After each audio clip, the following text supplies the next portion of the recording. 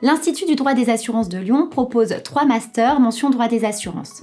Un master parcours dommages corporels, un master parcours assurance de dommages risque de l'entreprise et enfin un master parcours assurance de personnes. Il faut aussi savoir que l'Institut des assurances de Lyon co-dirige une licence professionnelle chargée de compte souscripteur en assurance avec l'IFPAS qui est l'Institut de formation de la profession d'assurance. Les étudiants qui seraient intéressés par une telle formation peuvent trouver l'intégralité des informations sur cette licence professionnelle sur le site de l'IFPAS. Pour intégrer l'un des 3 masters mention droit des assurances, il faut être titulaire au préalable, c'est un prérequis indispensable, d'une licence de droit. Ensuite, dans la sélection du candidat, quels critères vont être pris en compte pour sélectionner les candidats dans le master? Bien évidemment, ce qui sera pris en compte, ce sont les notes, mais elles ne sont pas les seules déterminantes. D'autres éléments seront pris en compte, notamment la motivation du candidat, bien évidemment, mais aussi on tiendra compte du fait de savoir si l'étudiant il a effectué un ou plusieurs stages dans le domaine de l'assurance. Ces masters mention droit des assurances s'adressent à différents profils d'étudiants, ceux qui veulent être avocats par exemple spécialisés en droit des assurances ou en dommages corporels. Il peut s'agir aussi d'étudiants qui voudraient intégrer une compagnie d'assurance ou être juriste, être commercial, être courtier. Donc des profils vraiment très différents d'étudiants. S'agissant des cours proposés en master mention droit des assurances, il faut à mon sens faire une distinction entre les cours de master 1 et les cours de master 2. En master 1, les cours sont principalement mutualisés avec plusieurs autres masters. Ce sont donc des cours assez généraux, comme un cours de régimes matrimoniaux, de droit des successions, droit international privé, droit des sûretés.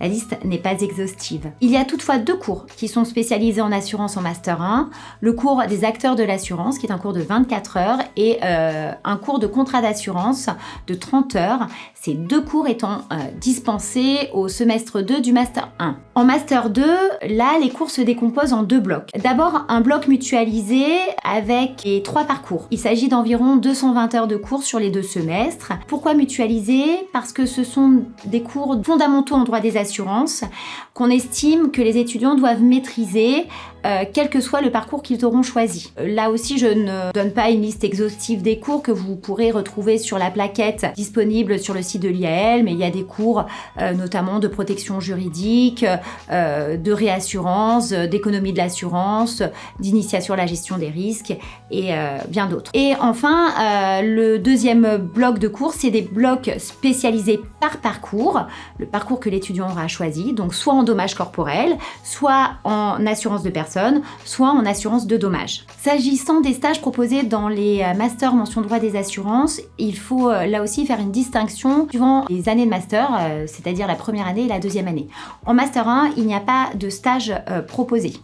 En master 2, il peut avoir un stage, il n'est pas systématique, tout dépend ce que l'étudiant aura choisi. S'il aura choisi de faire la formation en alternance, et dans ce cas-là, il n'y a pas de stage, mais tout simplement une alternance avec un rythme d'1 semaine en entreprise et 1 semaine à l'université. Et par contre, si l'étudiant a choisi de faire son master 2 en formation initiale, il devra effectivement effectuer un stage en fin de 2e année. S'agissant des éventuels projets qui pourraient être organisés au sein des différents masters droit des assurances, il n'y a pas de projet bien déterminé, si ce n'est, et c'est important de le préciser, un cycle de conférences tout au long du master 2, plusieurs conférences qui sont organisées par des professionnels du milieu et que les étudiants du master 2 mais également du master 1 doivent suivre. Ces conférences sont importantes parce que ça permet de confronter les étudiants au monde professionnel et de réfléchir sur des sujets qui sont parfois